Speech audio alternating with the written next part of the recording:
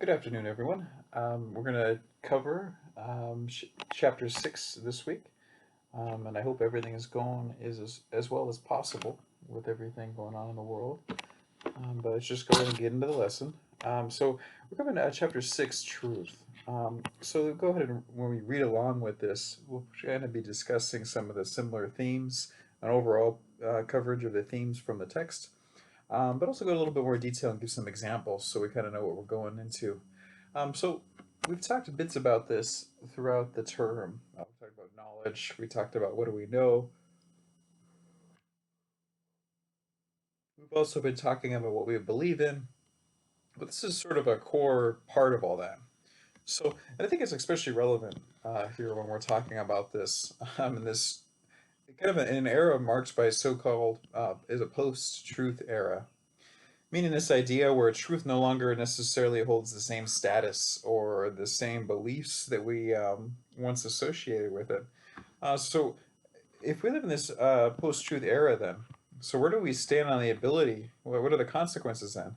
Where do we stand on the ability to make important determinations on where we're going in society? So if we're living in a world that we are no longer sure about what actually is, um, no longer sure what is true, then how do we know what we value? How do we know what our goals are? Um, who are we as people, or what do we value? So many now, and maybe this is more easier to believe now than maybe ever before. Uh, the truth may seem to be in its most relative state we've seen generations, and I would just highlight the meaning that there are a few moments in humanity where truth has been in such a state of the unknown or doubted so profoundly. So, in prior eras, truth has been the glue of societies. What I mean by this is that there was at least, even though if we couldn't necessarily relate directly, at least a very fundamental level, we had a fundamental foundational connection. Um, and we've, at least a fundamental thing of what we believe is valid or true. And this has resulted in some bad things, depending on what a society might think is true or good. But at the very least, we had the same view on what counts as important, what counts as fact. But now, as we go into this, it's that status no longer holds true. And we talk about this idea, say truth with a capital T, and I kind of mean that in a few ways here. Going over here,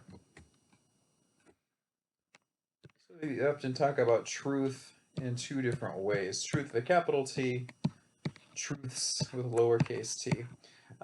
For big parts of humanity, there's this idea of a big capital T truth. Um, Things that are always true for everybody across the world. So this is things like God, and when we had some unifying sort of religious practices. Whereas now there's sort of been a transition from truth into truths, where there isn't necessarily one belief system, but maybe many. So this might be familiar to talking about identities, like I am and who I am even. I am would have been a truth, whereas now I am depends on different contexts. So we might not necessarily have truth, a consistent identity in every context. I am someone different as a teacher. I am someone different as a student, as a child, as someone's partner. Each one of these different identities, technically, I'm a different person here.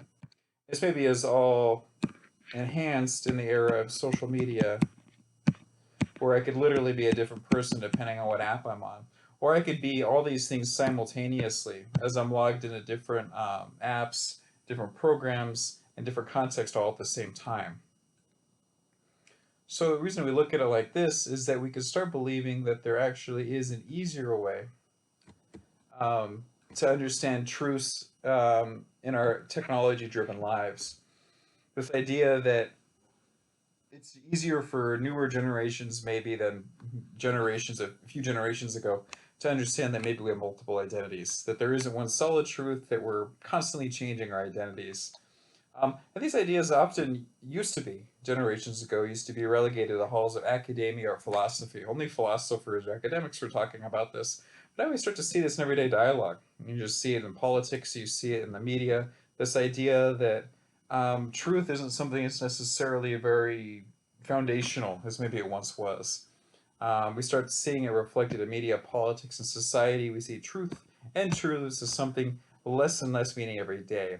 So we're going to look at not only what does this mean for us in society, but breaking down a little bit on what other people have done with this in the past. So maybe we could learn a little bit from what others have done as far as trying to figure out what happens. We don't have a solid truth. Okay, let's go down here. One of the main big questions we're thinking about today: what does this mean for humanity? We don't have a solid truth any longer. So this is something that I'll bring back as we go through this, and something maybe you could think about for your own reflection is, do you believe in a foundational truth? I kind of brought this question up a few times in the semester. Is there something you feel deep within yourself that is true, that is unchanging? Is there something we are moving towards, a personal, spiritual, or social perfection? Would be another way to ask that. So if you think of yourself as moving towards this idea of this perfecting person, whether that's like a perfect student, or you're becoming, thinking about becoming a parent, or becoming the perfect adult, or a perfect college student, moving towards spiritual truth. Do you find yourself coming closer to a larger spiritual entity, religious truth? So these are all different ways of thinking about truth. If you're moving towards something, do you think of truth in that sense, or are you a little bit more skeptical of that, and you think rather truth in the lowercase? That maybe you do have a spiritual self, maybe you do have a student self, and maybe you also have you're someone's child, or you're someone's parent, and all these things are truths, but they're different depending on what situation you're in, or even how you feel when you wake up in the morning. So which one of these seems to be more makes more sense to you? Like truth with a capital T, or truths? Or you maybe not so sure, maybe you think of something in between both. So go ahead and think about that for yourself, and we'll look at a few ideas of what people have done with this. Okay, so we're going to look at some fundamental questions of truth, knowledge of truth, what is truth, does science give us truth, and can interpretations. So this one is more like can literature, poetry, even religious texts, can words themselves give us some sort of truth? So this might help if you're more into science, and the other one might be more about if you're into things like poetry and literature. Is that where you find your truth? Let's go ahead and take a look here as we go across. So we're just to look at a longer view of what philosophy does with truth. Philosophy's history of truth often looks at the relationship, our relationship with it.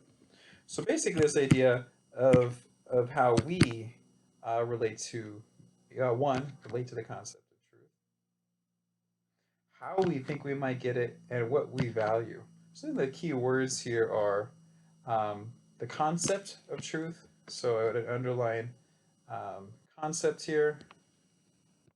I would underline how we get to it, and also value. So I think these are probably the three main things you want to consider with truth. You can think about this for yourself too. So how do you relate with truth? Is it something you worry about on a daily basis? Is it something do you value people that are truthful to you? How do you think we get to it? And this is an important question. We'll talk about technically how do you know something is true? And also, what value does truth have? Is truth something that's deeply valuable to you as a person? Or perhaps maybe it just isn't so valuable. Maybe there's really no way to get to truth, so it's just not something you really find important, which is fine too. So we're just going to try to see where we line up within these three characteristics of truth. Okay, so there's three broad categories of truth, and this applies to both sciences and literature that we'll look at later. But there's basically three views on truth. I'll give you the definitions here. I'll go into a little bit more detail later. So basically, the pragmatic view of truth. Basically, this is just the idea something is true as long as it works. So in the scientific sense, if you're able to put, if you're able to use something like gravity, if it helps you make scientific discoveries, the concept of gravity, then that's useful. That's true. As long as it works, it's true. Is basically what pragmatic is looking at. And we'll look into more details with that. Um, Coherence is another one. So basically, this one considers pre-existing beliefs and how your new belief relates to that. So basically, if you discovered something new, it could be true as long as it fits with everything else that we believe is true. This could also be kind of viewed in the sciences, an aspect of sciences. If you add one piece to a scientific discovery, it's you want to make it fit with everything else. So if everything fits together, then just by relating to each other, maybe that's true. Okay. And a related one is slightly different but similar. Correspondence truth is to see whether or not the belief seems to match with the actions that are taken. So it's this idea that there is some actual truth out there in the world, and you want to see if someone's beliefs or your beliefs match with that actual world. So if you observe a phenomena, is your explanation for that seem to bear out? So this also could be taken in a scientific perspective, or maybe we'll do a more spiritual perspective. If you think a certain action is a good thing to do, and then as you go into the world and you see people that do this action get rewarded, maybe giving to the poor, maybe that is something true, something that is a true thing to do because it seems to relate with the outside world. So all these ones are relationships with not only how do we get to truth, but how do you feel about how truth actually exists. So as we're looking at these two, we'll look at through all a few versions of them. But as you look at these, do you think if any one of these kind of jump out to you? Are you someone that thinks of truth maybe just in a practical sense, that it's only true as long as it works? Maybe we think of something is true because it works with other things, or is it just true as long as it matches up with the outside world? So let's take a look at these three. Before we jump into that, just a real quick thing as a side check. This is sort of the way of, before we get into the details any further, it's like this idea of truth itself. Truth itself implies a belief in something. And the example I give for this one is, if I say this statement, I know Bigfoot stole my textbook, it implies that I believe in the mythical creature of Bigfoot. Because if you know something, it implies a belief in something. That's all we're trying to connect here. So knowledge connected with belief.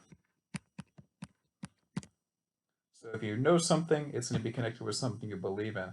So this is one of the three steps, sort of a fundamental part of what we might think philosophers are going to take a look at as far as trying to consider what knowledge actually is in relationship to truth. Have to have these three things. One, you have to have a belief in it.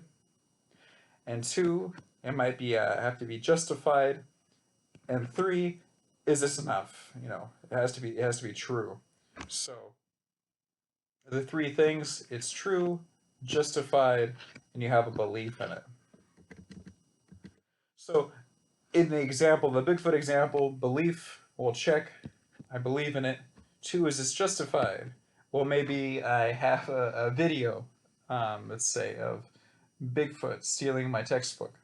So then maybe that's my evidence. And is this true? So this is the part that sort of gets the philosophers struggle over. So maybe you have a belief and it's justified, has some evidence, but still, how do we know whether this is true or not? Are these two things enough to get us to actually say that it's true? So this is sort of what we're going to go into exploring next.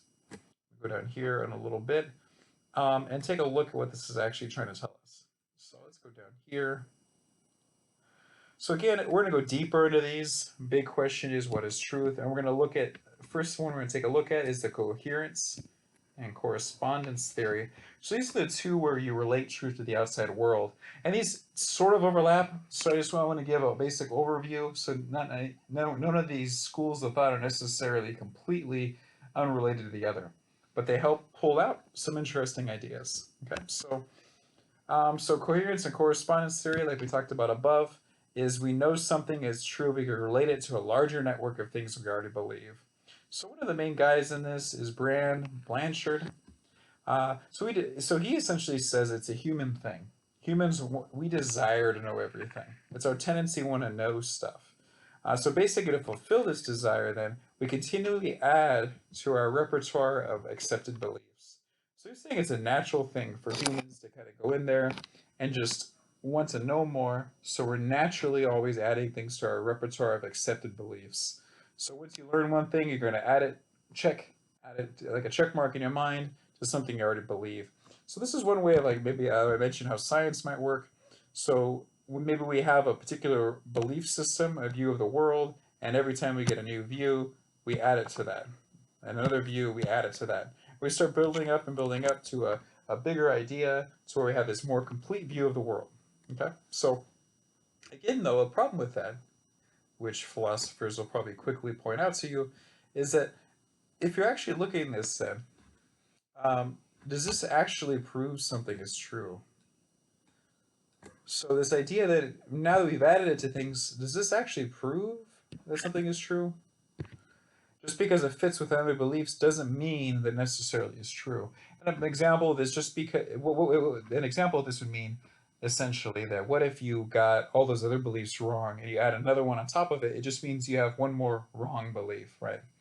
One of the big examples you might take from this is sort of going from, and I'll bring it up later again, is this idea of the sun or the earth being the center of the universe. So previously we used to think the earth was here at the center and everything else rotated around it. So you got the planets rotating around it, including the sun. The sun also rotated around. And these are all rotating around Earth at the center. Right? So this used to be a view of the world. So if you were basing anything off this idea, then you would find that perhaps you were wrong about that. And what happened then is when you end up getting rid of this idea, see if we erase this, and rather you get a new view of the world where you put the sun at the center of the universe, and then there's things like Earth and different other planets going around us, all rotating around the sun, then that completely flips everything we've known. So this is a view that we'll look at a little bit later. A man named Thomas Kuhn talks about this. He talks about this as how scientific revolutions happen. So essentially, it kind of starts off with this idea that Branchard was talking about, that we build up off of truths, off of things we know and accept, so we continue to believe one thing, and scientists all work towards the same idea. And by the end of the whole thing, they end up with a really clearly what they think is a clear version of what truth is. Part of the problem, however, becomes then if someone makes a new discovery that completely erases all of that. So like the example with having a Earth-centered view of the world ends up being this thing where everything's built up on that, and then all of a sudden we realize, well, maybe actually the sun is the center of our galaxy, and we start changing everything. Similar thing happened from when we went from Newton to Einstein. We used to only think about things in Newtonian physics, where gravity was the thing that caused everything to move. Then Einstein started talking about smaller particles like atoms and quarks, and these things end up completely changing on how we think about the world because Einsteinian and Newtonian physics don't work together. So we're kind of in this space now in science where we have two competing paradigms, and that's what Kuhn called these ideas paradigms, the bodies of work, bodies of science that end up existing side by side. So this is one version of truth that also has a problem. So there's one framework where we build upon other ideas, which goes along with this idea of the correspondence or coherence theory of truth. But also we have this other one where you end up having to replace it because they no longer fit. So what ends up happening? So there's two different ways that this branches. Let's go ahead and look at this one. So if someone tries to solve this problem, they say, well, since we can't really know what is true, let's just do what works. So this goes back to that pragmatic theory. It's actually mostly a US idea, popular in the United States, and built up not only in the sciences, but in literature and philosophy. Basically, it's true if it's useful to believe. So the idea here is, okay, so we got to throw this old idea out. We can't really know what is true. We can't solve the problem of subjectivity. So let's just, one thing we can do is make sure it's useful. So basically, they're on the one end they're saying truths are dynamic, they change over time. Truth is subjective, truth is relative. So if you can't actually compare beliefs, then let's just say what works the best for us as individuals and us as communities. So William James is one of the main proponents of this, and he articulates this pretty well. So basically, he says, let's see and test our beliefs and see how they work in the long run, not only for ourselves, but for the community. So basically, then, he gives examples like some scientific theories we want to keep because they basically have enabled us to make great progress in technology and understanding. So these are useful. So if something like gravity is a useful truth, let's keep it, right? In politics, this idea of democracy, James would argue, has tended to make society more harmonious. So if society is more harmonious, then great, let's keep it. So basically, then he's looking for beliefs that makes things more progressive, harmonious, and has satisfactory consequences. Are his three measures: one, progressive; two, harmonious; and three, satisfactory. So essentially, then these are measures of practicality of truth, rather than trying to say anything about whether we could actually know them or not. So they kind of sidestep the problem of not knowing what true is just by instead deciding just to do away with this idea of actually being able to know things. So another person that kind of expands on this idea along with William James is a man named Richard Rorty. Basically gave up on the ability to distinguish between truth and opinion, which might seem maybe kind of make a lot of sense in the current era of how our politics and society are with social media. But basically saying we can't really say the difference between a truth and someone's opinion, so let's just not worry about it. It basically depends on a person's culture. Um, and he defines culture quickly. He defines culture broadly. It's not only national culture, but also professionally. So, like, scientists have a culture, lawyers have a culture, poets have a culture. So basically, each has a certain view of truth. So each has access to a particular truth in their community, but no access to an objective reality. So basically, saying that scientists working with other scientists, you have access to a kind of, I guess, scientific truth. Poets and people who write books have an access to sort of like literature truth. Lawyers and legal scholars perhaps have an access to like legal truth. So he says each one of these is useful in their own sense, but not necessarily connected to an objective reality. So this may sound good because as far as it avoids the problem of having not being able to identify truth. But one of the things that they bring up is there are some actual problems then with pragmatism. This idea that there's two big major problems. One is needs for an ideal community. So basically, pragmatists need to assume that people are going to keep on trying for constantly putting their beliefs to the test. So they're basically saying if a society just leaves everything as it is, then you have the chances of keeping and perpetuating problems in society. So, for instance, if American society never questioned the segregation, then we might have kept something like that existing forever. So, if society isn't willing to be critical of itself, and maybe that is helped through uh, being able to have freedom of speech, being able to discuss hard to talk about topics, then we might have some problems. And the second part of that is related to this idea of problematic beliefs. So if truth is ultimately relative, then it becomes hard to actually make an argument for how one belief is better than another. And I just gave the example of racism and segregation. Basically, then, if enough people think that racism and segregation is useful in a society, how do you actually argue against that? From this perspective, how do you say no, that's wrong, right? Pragmatist might actually be able to say something like, well, it's actually not a progressive thought and actually makes people hurt. But if you have the combination of people who aren't questioning society, so they're not questioning, and having problematic beliefs, plus problematic beliefs, then you end up with a bad society, basically, or a recipe for disaster. Basically, meaning that if no one's questioning things, if you have problematic beliefs, then you're going to get a problematic or bad society because no one's questioning these things and no one's progressing further. Okay? So this brings up two different ideas. Basically, the philosophical term for this is relativism, meaning that truth can be good in some senses, um, in the sense that this is a good thing. Relativism is good, and that it may allow you to be more open, more accepting of other cultures.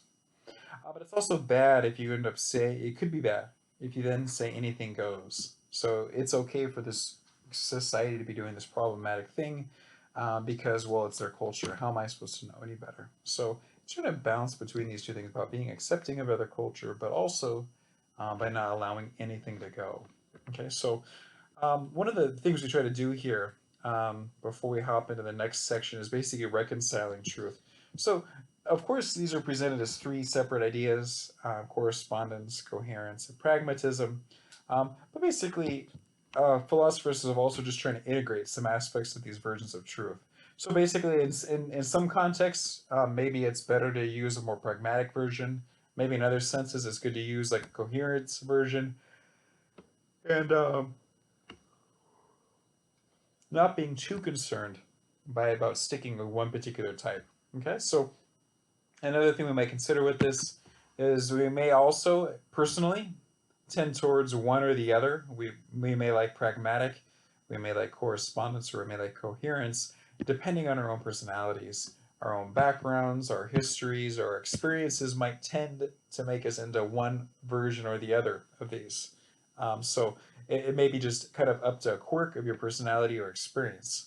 But that also it's okay to jump between some of these things depending on your context. So let's just jump down here real quick.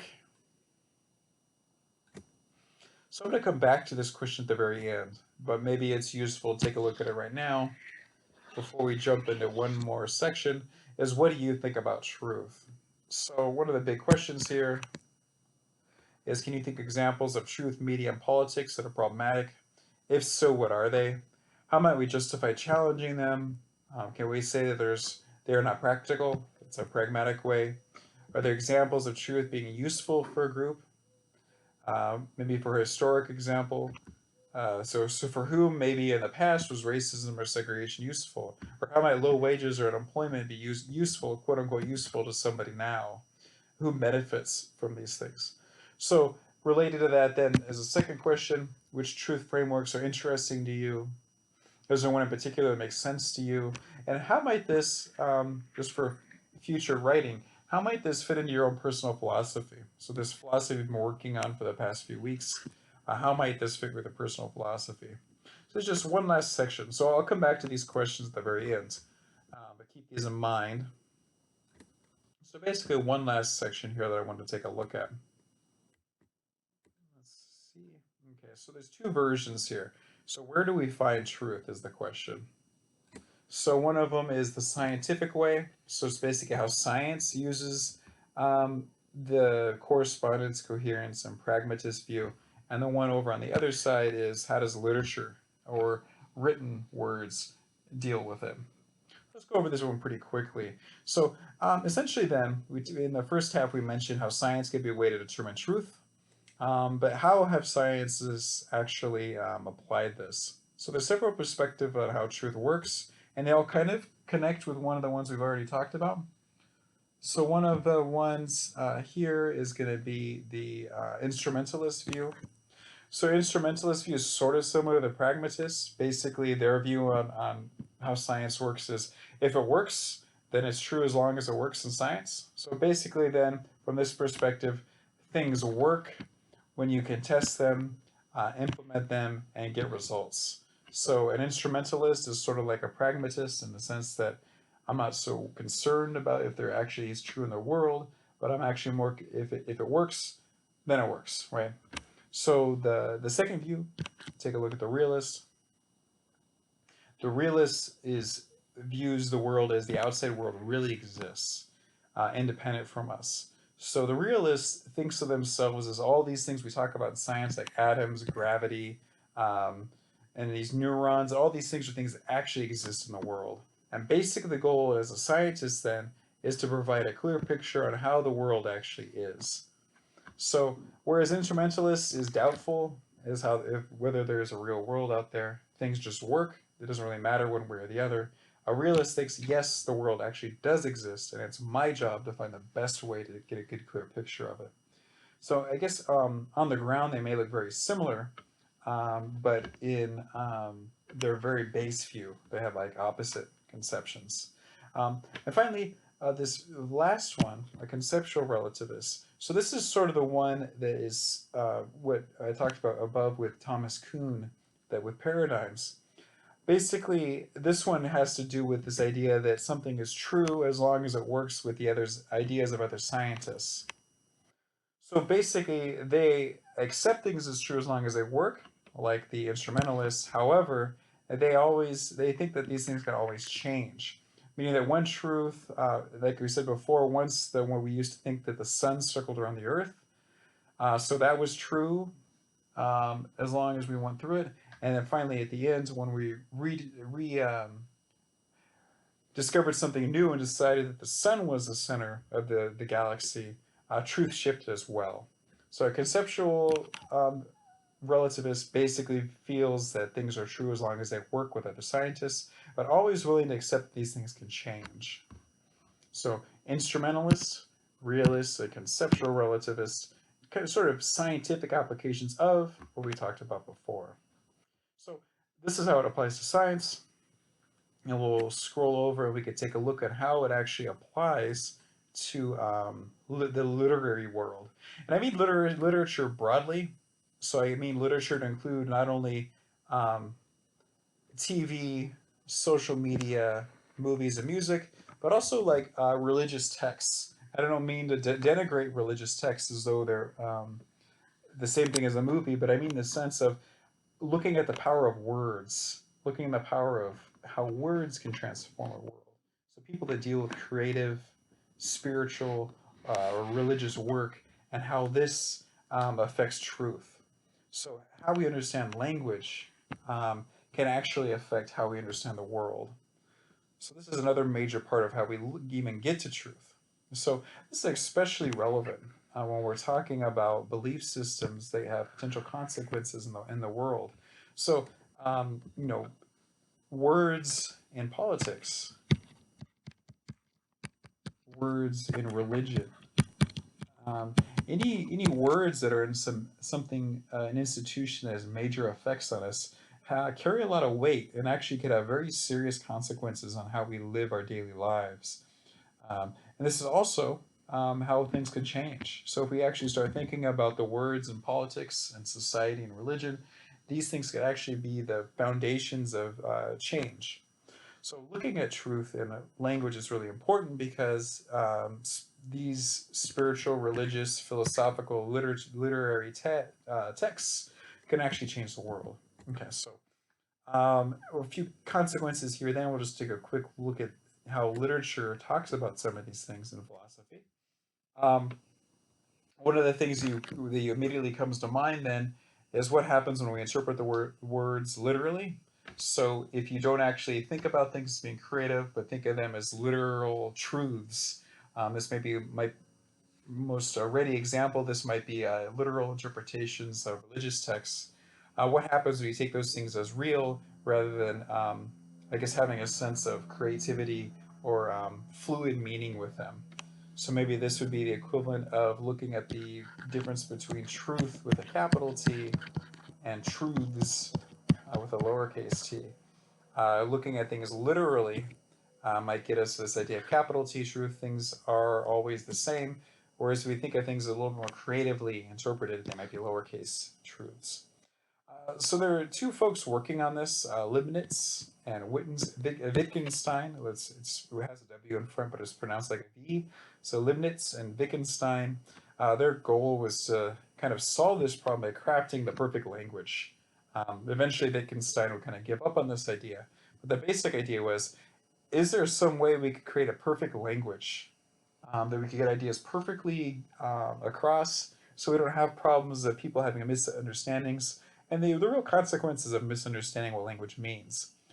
Firstly, does this seem possible to you? Is it possible to have a perfect language? Is it possible to come up with something that has no grayness or gray area to it? So Wittgenstein, just to give an example of how Wittgenstein tried to do this at first, he tried to build with a building language. So he'd start off at the ground level with something that had simple facts. And he thought you could build this up to maybe a few more facts and build those up and get bigger facts. So the idea being that if you had enough little facts, simple ideas, little things that were true in a small sense, you could build up from there. So he's sometimes called a structuralist because he thought about building larger structures that are factual by starting from the ground up. He sort of gave up on this because he found that even at the lowest point, it's kind of tough to even come up with truths, the very base level that are true at all times. But he basically ends up with this concept. He tends towards pragmatism by the end, saying that things basically work as long as they're practical and work in society. So, for example, law language works for lawyers, religious text works for religious representatives. That in their context, all these things work. So, one of the two things I think about as we're kind of wrapping this up is depending on which world you tend to relate to more. Like if you see yourself more as a scientific view, maybe thinking about some of the things we talked about in the sciences over on this end. This idea of truth in science, do you think of yourself as instrumentalist, a realist, or a conceptual relativist? Or even if you think of yourself more in the literary world, if you were find philosophy, social media, TV, pop culture, religion as being something that is more how you relate with the world, maybe thinking about finding truth in these contexts. But overall, basically getting back to this group of questions here, of trying to come up with examples in our world, trying to come up with ideas of what you think about truth. So can you think of examples of truth in media, politics, and society? Given everything we've talked about, um, how do you know that these things are true? Can you use one of the frameworks from literature, using one of the theorists like Wittgenstein or one of the scientists like Thomas Kuhn to talk about truth in these senses? And really, the final big question I think would be really important for you to take a look at with truth, which truth frameworks seem particularly interesting to you? And why do you think that is? Do you tend towards a pragmatist view? Do you tend toward a coherent or correspondent view? Do one of the ones from one of the particular disciplines impress you the most? And what do you think this is? So go ahead and leave this up and go ahead and connect this with anything you get from the reading.